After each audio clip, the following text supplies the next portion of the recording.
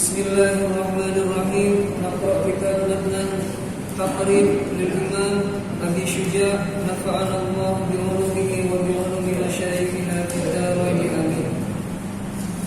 فصل ومن شرب خمرا أو شرابا مسكرا يحد 40 ويجوز أن يبلغ به 80 على وجه التعزير ويجب عليه بأحد الأمرين بالبينة أو الإقرار ولا يحد بالقيء والاستنفاء.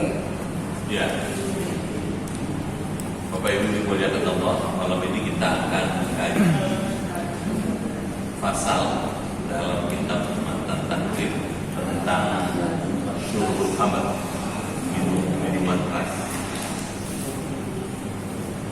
Kalau dalam kitab fikih yang lebih besar, ini disebut kitabul hudud. Faslun ini suatu fasal. Waman syariba khamran, barang siapa yang minum arak. Khamr itu dimaknai arak. Au syaraban, atau minuman muskiran yang memabukkan. Apa aja, jadi tidak mesti khamr, apa saja yang memabukkan itu termasuk pasal ini. Bir misalnya, sedikit atau banyak, kalau dia memabukkan termasuk yang khamr. Yuhaddu, maka ia harus dihad. Dihad itu harus dihukum berdasarkan ketetapan ilmu fikih. Arba'ina, katanya 40 kali cambuk. Jadi kalau orang melakukan minuman keras yang menimbulkan mabuk, ya, dia mesti dihukum dengan arba'ina, 40 kali cambuk. Wa yajuzu, dan boleh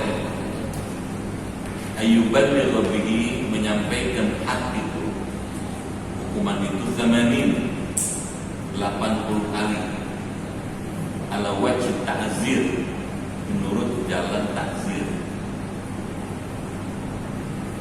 Wa yajibu alaihi, dan wajib had atas peminum arak di ahadil amrain, dengan sebab salah satu dari dua perkara, bil bayyinah, dengan adanya saksi, awal ikrar, atau adanya pengakuan. Maksudnya orang ditetapkan sebagai peminum minuman keras kalau satu ada saksinya, yang kedua dia ngaku sendiri, saya barusan mabuk.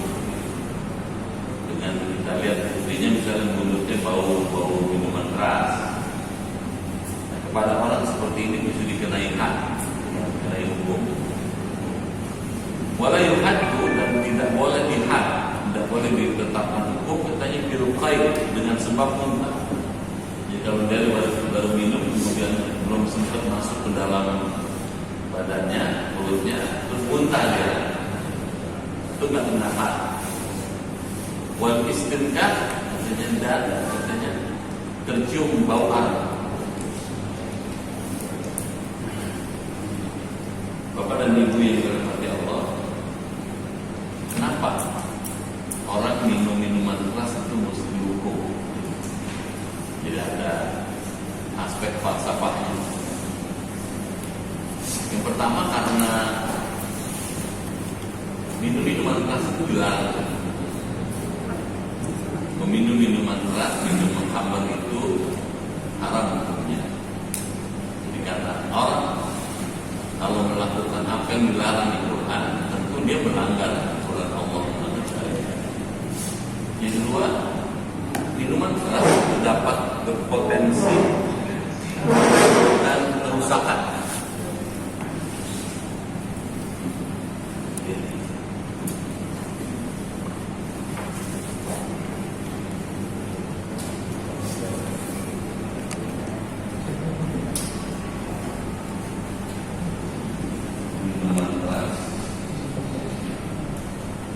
Nomor 1, dia merusak.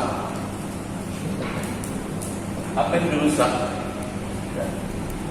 Orang yang minum minuman keras dapat merusak jiwanya, merusak kesehatan dirinya.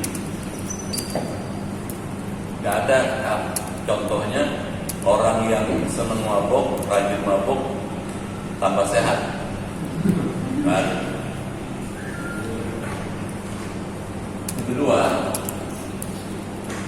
meminum minuman keras itu akan merusak harta. Harta jadi rusak. Karena orang kalau sudah pernah mabuk, terus ketagihan, pengen mabuk lagi terus, lama-lama uangnya dipakai buat mabuk terus, jadi merusak harta. Padahal harta itu penting buat kelangsungan hidup manusia. Yang ketiga, merusak keluarga. Keluarga jadi rusak karena dengan sebab orang mabuk, keluarganya tidak jadi harmonis. Tidak ada keluarga yang aman, tidak ada keluarga yang rukun dengan sebab suami atau anak atau istrinya suka mabuk. Tidak ada. Yang terjadi adalah ketidakharmonisan. Yang keempat, ya. Kenapa dilarang minum minuman keras itu? Karena dampaknya terhadap masyarakat sangat besar.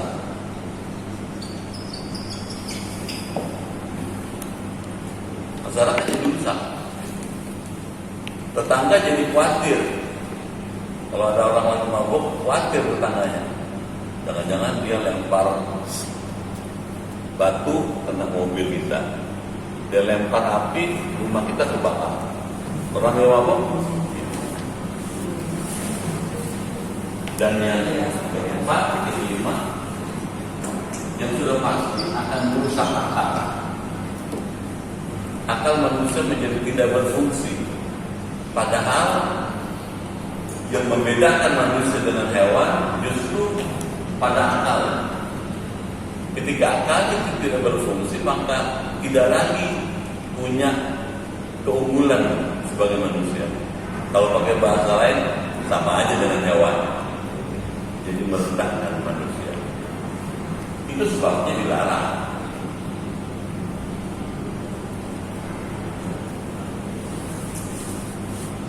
Kita lihat sekarang, kalau dilihat dari segi hukumannya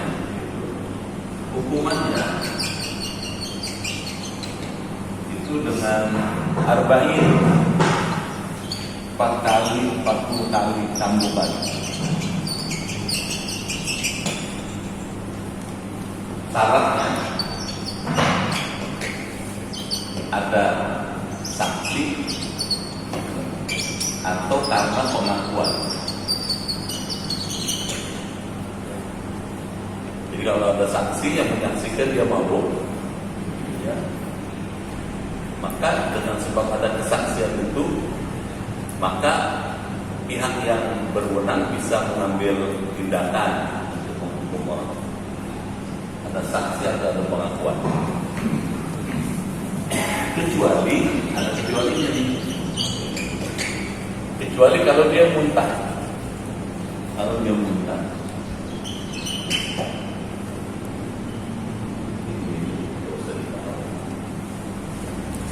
Kalau dia muntah, sudah enggak. Jadi baru minum terus muntah gitu, tidak sampai mabuk, maka dia tidak dikenai had. Jadi kalau kita lihat tujuannya apa? Tujuannya adalah tujuan untuk membangun kemaslahatan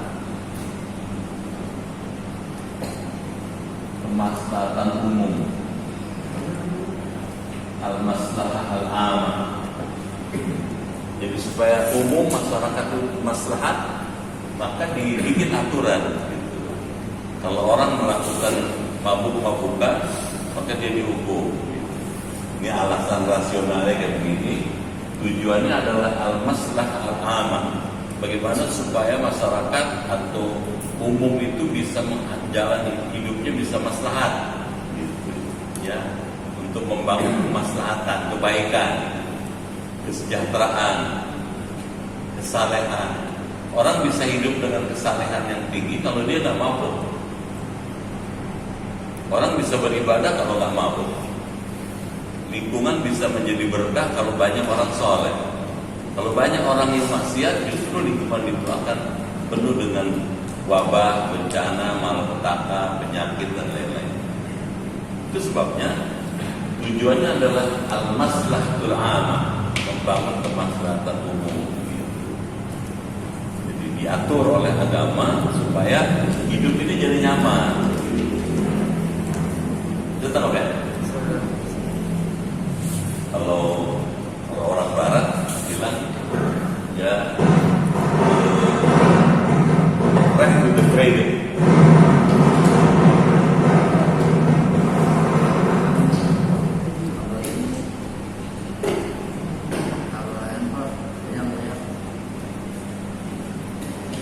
Kalau sistem hukum Barat, hukum itu ditegakkan untuk membangun the freedom, kedamaian.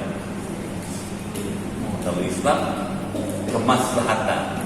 Bagaimana supaya hidup maslahat? Orang bisa membangun hidup dengan nyaman, orang bisa beramal soleh, orang bisa beribadah, orang bisa melakukan kegiatan dengan baik. Hidup rukun, hidup guyup, saling menghormati. Kalau Barat, ini sih asal tahu aja. Gak diatur nggak apa-apa. Ya, jadi ada bandingan. Ada bandingan.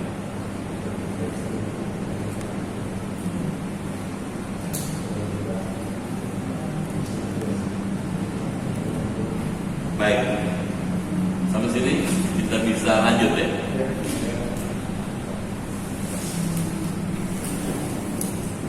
Silakan dibaca lagi.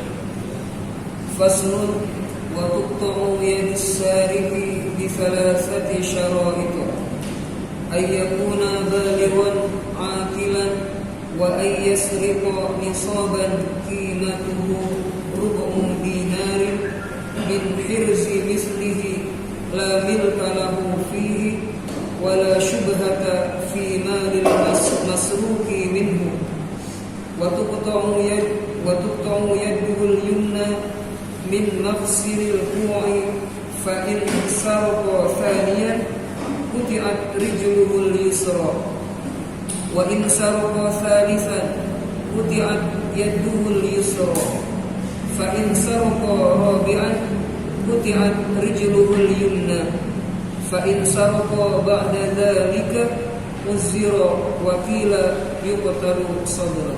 Ya. Faslun katanya. Ini suatu pasal. Waktu koku dan harus dipotong.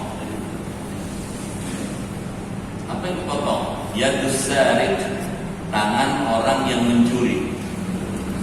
Kalau tadi mabuk, sekarang nyuri. Kalau ada orang mencuri, kalau menurut hukum fikih itu dipotong tangannya.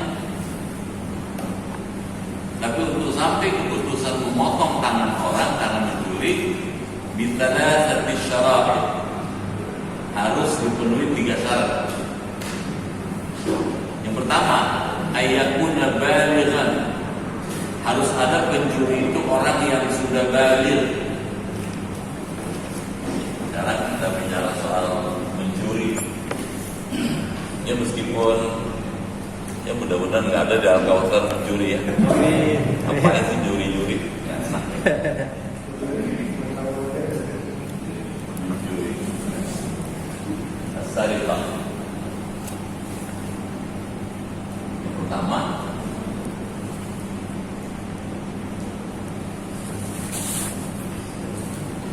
waktu tahu ya kita lihat di syaratnya adalah ayyakuna balighan. Syaratnya orang yang dikenai hukum itu mesti baligh. Baligh itu cukup umur. Cukup umur. Pertanyaannya cukup umur itu berapa? 11 tahun, 10 tahun, 12 tahun gitu. Nah, dalam kitab-kitab fikih tidak disebutkan angkanya secara akurat, secara persis, tapi digunakan tanda-tanda umum yang bersifat alamiah. Karena kalau umur tahun itu 11, 12, atau 13 itu bisa berubah-ubah tergantung tempatnya, otaknya. Gitu. Ya, kalau budayanya sudah begitu maju, bisa jadi ya umur 10 tahun atau 9 tahun bisa disebut balik ya. Umur tandanya dia balik kalau laki-laki ihtilam, mimpi. Kalau sudah mimpi, ya, wonderful dream, bukan sembarang mimpi, ya, ada mimpi khusus. Kalau wanita, kalau perempuan, haid. Nah, kalau sudah terpenuhi ini, maka dia sudah disebut balik. Kenapa? Kalau sudah balik, baru dilakukan hukum. Karena orang yang sudah balik itu sudah mampu mempertanggungjawabkan perbuatannya. Dia sadar melakukan itu. Dia sudah harus bisa mempertanggungjawabkan. Karena begitu orang sudah balik, dia sudah taklif, sudah dibebani tanggung jawab untuk menjalankan syariat.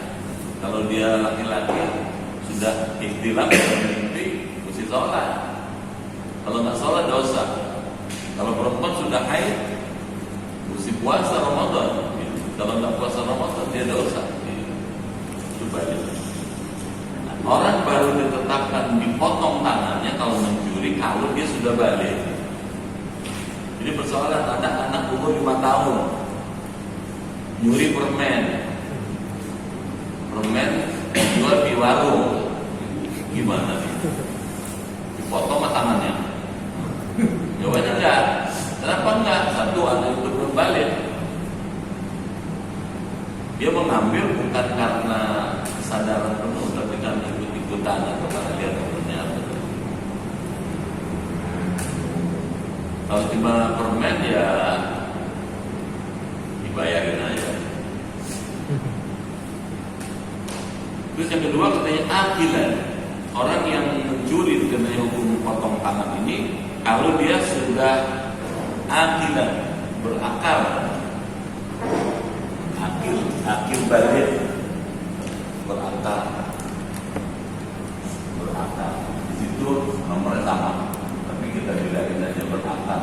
Berakal itu sudah tamyiz, sudah bisa membedakan ini baik, ini buruk, ini pantas, ini nggak pantas. Artinya apa? Orang gila, bukan orang gila.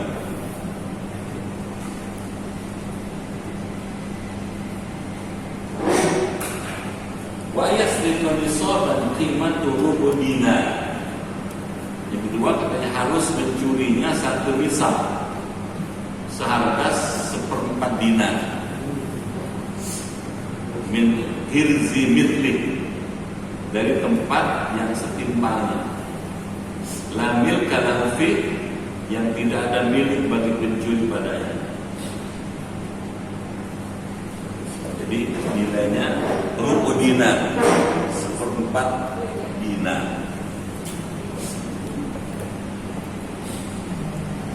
Nilai yang dicuri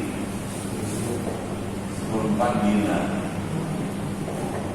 Di dinar beruang emas ya.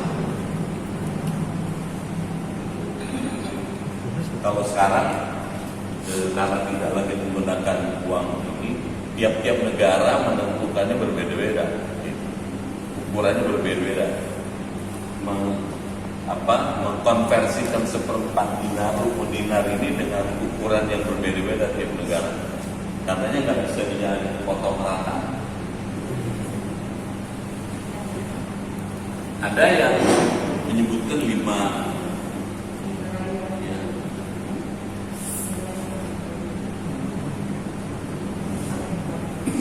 Dan barang yang dicuri itu bukan miliknya, pasti dong. Kalau miliknya dong curi namanya. Wala syubha, dan tidak ada syubhat fi malil masruq, pada harta yang dicuri. Syubhat itu samar. jelas barang itu milik orang, dicuri, dicuri. Kalau masih syubhat, kayaknya dulu pernah punya dia tuh gitu. Kayaknya sudah punya tetangganya gitu. Kalau masih samar-samar gitu, maka mesti diteliti lebih jelas, lebih efektif di pengadilan. Karena potong tangan itu bukan hukuman sederhana. Hilang kesempatan dia menikmati hidup dengan tangan yang normal. Waktu tauyadu al-yumna, kalau dia mencuri pertama kali, maka yang dipotong tangan kanannya. Jadi kalau dia mencuri pertama kali dengan ukuran seperti itu, yang dipotong ini nih, dari mulai pergelangan sampai sini, potong. Mimafsil luko, dipotong sendi pergelangan tangan, di sini, lepas. Pertama kali. Fa'in saroko thaniyan, bahkan jika ia mencuri kedua kalinya, udah nyuri potong tangan, saya masih nyuri lagi. Bisa juga ya? Bisa juga. Jadi ada kleptomania.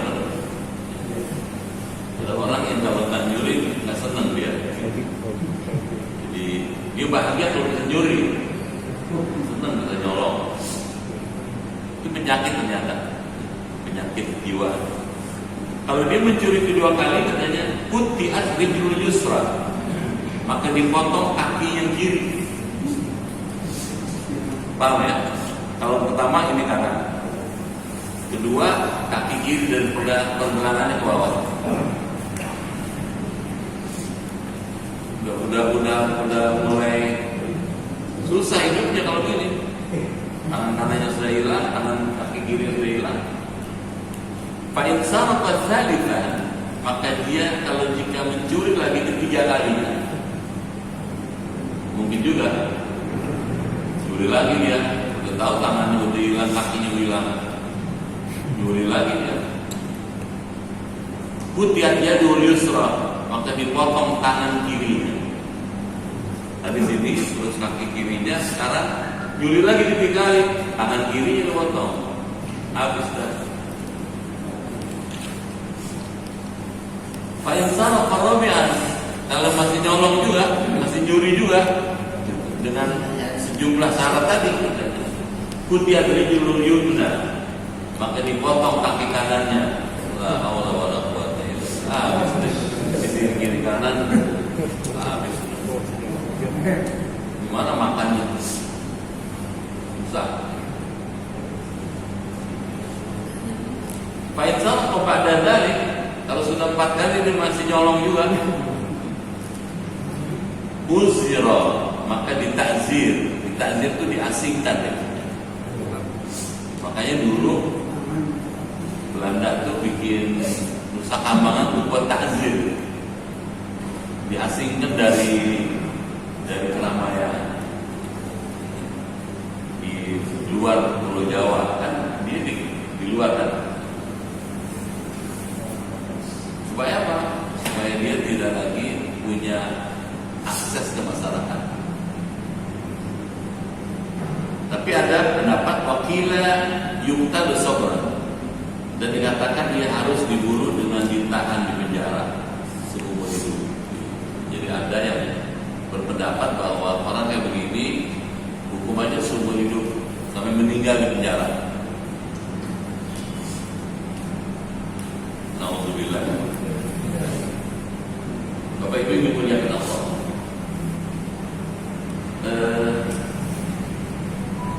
Rasulullah pernah mengatakan, la'anallahu as-sariq, Allah melaknat orang yang mencuri. Yasriqu baydah, meskipun cuma mencuri telur kecil, tetap tahu ya dahu, dipotong tangannya. Maksudnya apa? Supaya menjadi efek jerak. Hukuman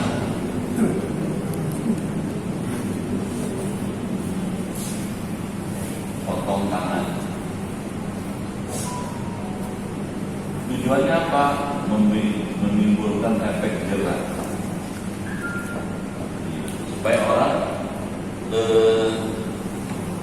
saya nggak pengen kayak dia gitu. Cukup dia aja. Deterrent effect namanya. Supaya orang jerah. Karena orang jerah maka nggak mau melakukan perbuatan itu. Tujuannya itu sebetulnya. Kalau sudah ada contoh masih orang mencuri juga, nah orang itu memang pantas untuk dihukum. Cukup orang itu saja. Kelihatannya kalau dilihat secara ini kan kayaknya kejam banget ya, nyuri sesuatu yang seharga itu mau dipotong tangannya. Tapi tujuannya buat masyarakat, buat memberi contoh pada masyarakat. Nyuri segitu aja dipotong, apalagi banyak. Jadi persoalan, bagaimana kalau korupsi? Ya gitu, kalau korupsi gimana gitu? Apa bedanya mencuri dengan korupsi? Beda. Kalau mencuri, barang yang dicuri adalah di luar kuasa dia. Di luar kuasa dia.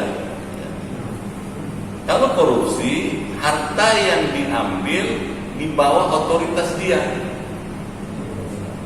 Ada beda kan? Kalau zaman Betawi dulu orang ngegasir. Tahu gasir ya? Jadi orang punya rumah itu tanahnya masukin dalam gitu. Dulu kan nggak pakai fondasi yang jadi ini bisa masuk dalam gitu. Ngambil, itu nyuri namanya. Jadi barang yang dicuri bukan miliknya, artinya di luar kuasa dia. Kalau korupsi, barang yang dikorupsi atau harta yang di bawah kekuasaan dia, dia diamanahkan untuk mengurus itu, nah disalahgunakan. Lebih besar lagi hukumannya. Jelas? Dan yang tidak kalah pentingnya adalah kullu lahmin nabata min as-sukh fan-nar mawdabi. Tiap-tiap daging yang tumbuh dari makanan yang sumbernya haram, fan-nar, api neraka, aulabi, lebih layak buat dia dibandingkan surga. Jadi kalau orang bawa uang itu haram, dikasih istrinya, dibelanjain, dimasak, dimakan orang serumah, sama aja ngebakar orang serumah tuh. Serumah dibakar sama dia. Jadi di sini di peran suami, peran orang tua, peran kepala rumah tangga menjadi sangat menentukan. Hati-hati, kenapa? Jangan gara-gara itu kita menghancurkan orang semua. Jadi dilarang kenapa? Karena efeknya besar. Kaitannya sampai ke akhirat tuh. Naudzubillah. Jadi bukan sekedar tadi apa kejam amat sih potong tangan, bukan sekedar ini, tapi dampaknya sangat luas, bukan cuma di dunia sampai ke akhirat. Kalau dibiarkan nanti semua orang mencuri. Kalau semua orang mencuri maka masyarakat akan menjadi dirugikan. Kalau semua masyarakat itu tidak sesuai dengan tujuannya. Tujuannya apa? Membangun masyarakat yang penuh rasa kasih. Jadi itu sebabnya dilarang jangan mencuri. Dulu pencuri disebut panjalongok. Kenapa? Karena setiap mau curi dia ngelongok dulu. Jadi ngelongoknya banyak dia. Itu panjalongok. Itu jadi persoalan. Kenapa kok ada orang Islam tapi nyuri? Nah, itu soalannya. Orang Islam belum tentu iman, Muslim belum tentu mukmin. Kalau Muslim itu hanya sekedar dia menjalankan sholat, tapi belum tentu iman. Oleh karena itu, iman itu akan membimbing orang untuk jujur, lurus, benar, tidak mencuri, tidak berbuat yang menimbulkan kerusakan. Kenapa? Iman itu akan mendorong orang.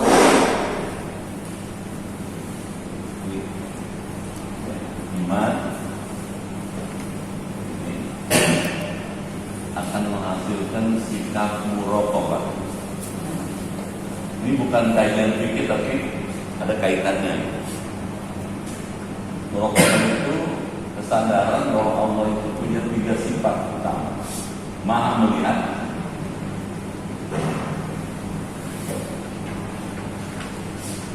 Maha mendengar, Maha mengetahui. Allah itu kalau pakai bahasanya, Allah basir, Maha melihat. Allah sami'un, Maha mendengar. Allah alimun. Nah, ketiga sifat-sifat utama ini membuat orang jadi muraqabah. Kalau orang muraqabah, dia merasa dirinya diawasi Allah. Gitu. Kalau merasa diawasi oleh Allah, dia akan jujur. Gitu. Di tempat yang paling sepi sekalipun, di tempat yang paling gelap sekalipun, dia tetap jujur. Gitu. Kenapa? Allah lihat saya dong. Mungkin orang sevilla nggak ada ngeliat, tapi Allah lihat saya, Allah tahu saya, Allah dengar saya, nggak mau dia. Nah, jadi iman mendorong orang punya sifat ini dan ujungnya jujur. Kalau jujur, dia nggak mau mencuri ya. Biar sendal bagus, nggak ada ngeliat. Kalau bukan punyanya nggak dipakai, Allah lihat saya dong. Terus ada orang menganggap kalau jujur ajur. Agama bilang jujur mujur. Jujur mujur. Yang bilang sama Quran. Jujur ini bawa mujur.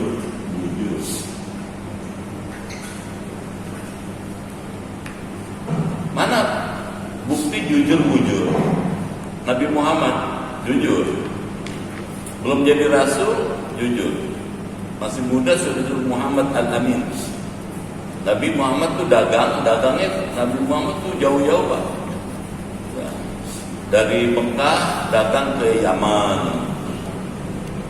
Kalau musim dingin ke Yaman, kalau musim panas ke Syria atau ke Syam. Jauh. Dan setiap Nabi Muhammad dagang, banyak saudagar yang titip barang dagangannya. Titip ya, gitu. Jual ya harganya segini gitu. Jual sama Nabi, dijual, sudah dijual, dilaporin, nih dapatnya segini, untungnya segini. Sidak saudagar karena merasa diuntungkan oleh Nabi Muhammad, dia ngasih persen, ngasih uang, gitu. Dia ngasih juga unta, atau menyebutkan sapi. Jadi setiap dagang Nabi bisa dapat uang. Itu dapat juga persenan unta, tapi itu sebabnya Nabi Muhammad ketika melamar Siti Khadijah, Nabi Muhammad maharnya itu 20 ekor unta, atau menyebut 20 ekor sapi. Kalau kita hitung zaman sekarang, kalau satu sapi misalnya yang murah aja 25 juta misalnya, Nabi Muhammad maharnya 500 juta. Rada jarang kali ya. Zaman sekarang maharnya berapa? 5 juta jarang. Yang ada seperangkat alat sholat. Kok bisa masih muda, umur 25 tahun bisa ngasih mahar sampai 5 juta? Jujur. Wa wajadaka ailan fa'aghna. Masih ada kata itu.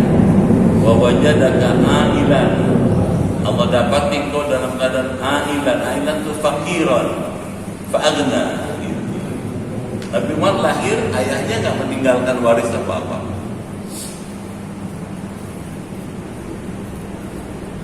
Diasuh oleh ibunda beliau pada usia 4 tahun, ibundanya wafat, juga nggak meninggalkan harta.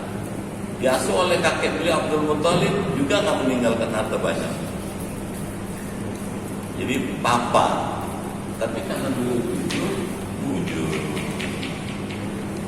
Jadi tausiahnya jangan takut jadi orang jujur.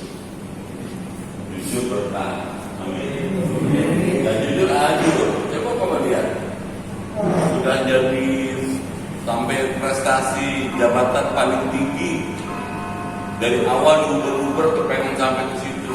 Sampai di sini masuk KPK. Di semua diberserah. Alhamdulillah. Kenapa? Boleh jadi karena iman kurang. Mudah-mudahan kita selamat ya. Ngaji iman itu jadi penting. Membangun orang punya kesadaran bahwa Allah lihat, Allah dengar, Allah tahu. Nah sampai sini ngajinya, mudah-mudahan ada manfaat. Ada yang kelewatan atau ada yang belum jelas?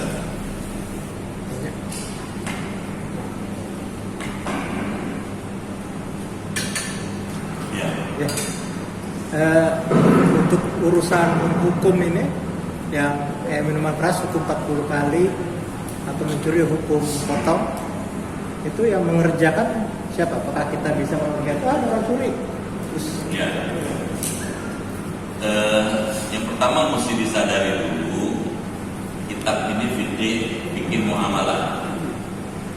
Kitab fikih muamalah itu basisnya negara dengan sistem hukum Islam. Negara dengan sistem hukum Islam. Kalau negara dengan menggunakan sistem hukum Islam, maka yang melakukan eksekusi terhadap putusan pengadilan bahwa orang ini telah mencuri dan mesti dihukum dengan 40 dan dengan potong tangan misalnya begitu, itu negara yang dalamnya diwakili oleh pihak kejaksaan. Nanti kejaksaan kerjasama dengan polisi untuk melakukan eksekusi itu. Nah di Indonesia karena tidak menggunakan sistem hukum Islam, tapi menggunakan sistem hukum KUA perdata, KUA pidana, maka yang berlaku aturannya itu. Sehingga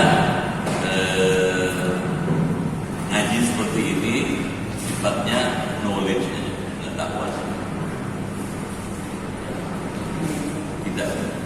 Tidak langsung bisa dipraktikkan. Bisa lengkap ya? Itu sebabnya saya tidak menjelaskan rinci satu persatu, tapi saya jelaskan kenapa dilarang, gitu. Kenapa nggak boleh mencuri, gitu. Nah, supaya orang nggak mencuri, ya mesti imannya biar bagus, supaya gini-gini. Itu yang saya bangun. Gitu. Bisa lengkap ya? Kalau imannya kuat, dia punya sifat muraqabah, dia akan jujur dan dia akan mujur. Gitu. Dia nggak akan mau bohong, nggak akan mau melakukan kejahatan, meskipun nggak ada yang lihat, nggak ada yang tahu, nggak ada yang dengar, tapi dia sadar Allah tahu, Allah lihat, Allah dengar. Jelas ya? Yang mesti dibangun yang ini dulu. Nah, ini dulu dibangun supaya nggak jadi ini. Kalau ini bagus, dia nggak akan mabuk ya. Kaitannya dengan sekarang misalnya orang nggak akan narkoba. Sama juga mabuk juga. Narkoba dengan segala bentuknya gitu. Minuman keras, terus ganja, terus sabu-sabu dan segala macam masuk kelompok sini nih. Kalau imannya bagus, dia nggak akan ini. Dia nggak akan ini. Oleh karena itu ini mesti dibangun, ini mesti dikembangkan. Dan ini mesti dilatih, kejujuran mesti dilatih. Misalnya nggak bohong aja gitu. Kalau kita suka bohong sehari 4 kali, bertekad ya Allah izinkan saya besok saya janji bohongnya cuma 3 kali aja. Latihan dulu, karena ada orang bohong jadi habit, jadi kebiasaan. Kalau nggak bohong nggak nyaman dia. Kalau sudah bisa 3 kali, ya Allah izinkan saya besok cuma 2 kali aja. Lusa sekali, nanti hari berikutnya 0 bohong. Kalau sudah nggak bohong, sudah mulai mapan dia, sudah mulai ujungnya kemana dia? Mencuri, merampok, korupsi itu kaitannya dengan kejujuran. Ketika orang jujur, dia tidak akan mencuri.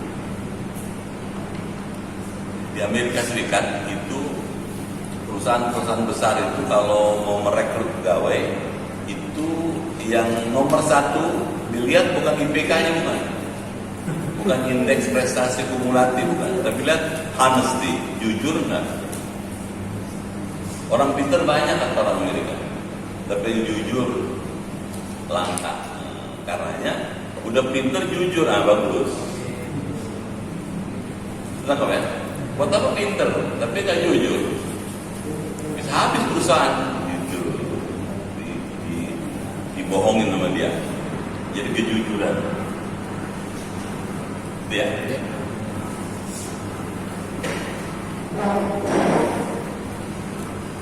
Jangan kalau nggak ada kita, saya 2-3 hari ini penuh dengan acara. Besok lagi. Nanti setelah ini ada kutol tarik begal.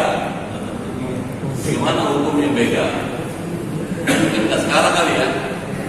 Kalau diterangkan sekarang, Bapak baru pulang jam 11 kan?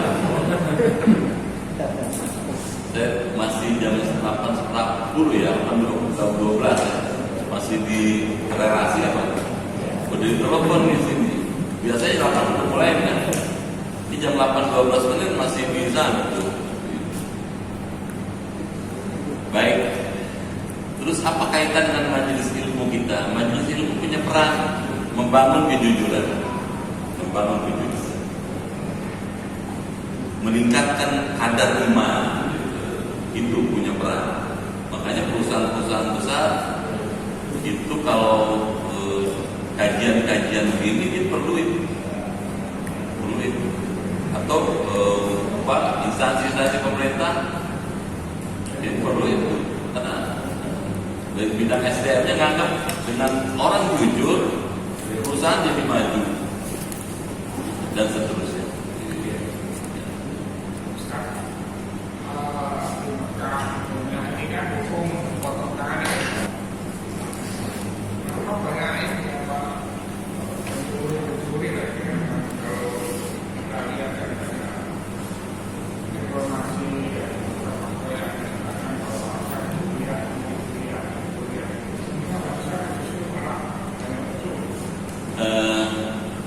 Mesti diteliti dulu informasi itu benar nggak.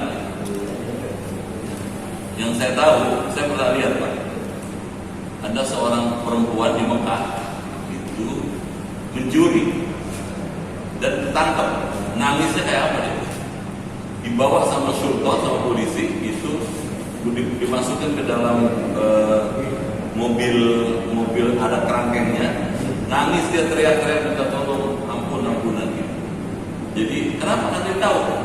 Saya mau dipotong di tangan saya. Jadi kalau ada informasi dari jemaah haji bahwa dia kehilangan atau apa, misal gitu, mesti diteliti dulu apakah kehilangan karena dicuri orang. Bisa jadi yang curi orang yang dekat atau sebab lain. Teman-teman yang ada di sana tuh mengatakan bahwa tingkat kejahatan di sana relatif bisa ditekan.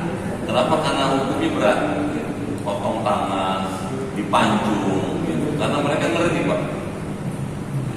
Misalnya Bapak lihat contohnya, orang Timur Tengah misalnya kalau lagi marah, paling mulut doang,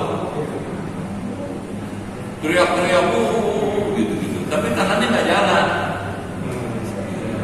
Kalau kita orang yang diam, tangannya jalan. Karena dia tahu risiko dari kalau dia pukul orang termati, gitu. Dia dihukum mati lagi dia. Makanya dia takut ya. Jadi karena hukumannya begitu berat, maka orang kemudian takut melakukan kejahatan. Jadi mesti diteliti dulu lebih bagus. Informasi kalau ada jemaah haji kehilangan barang atau apa, siapa yang nyuri? Mestinya kalau ngerti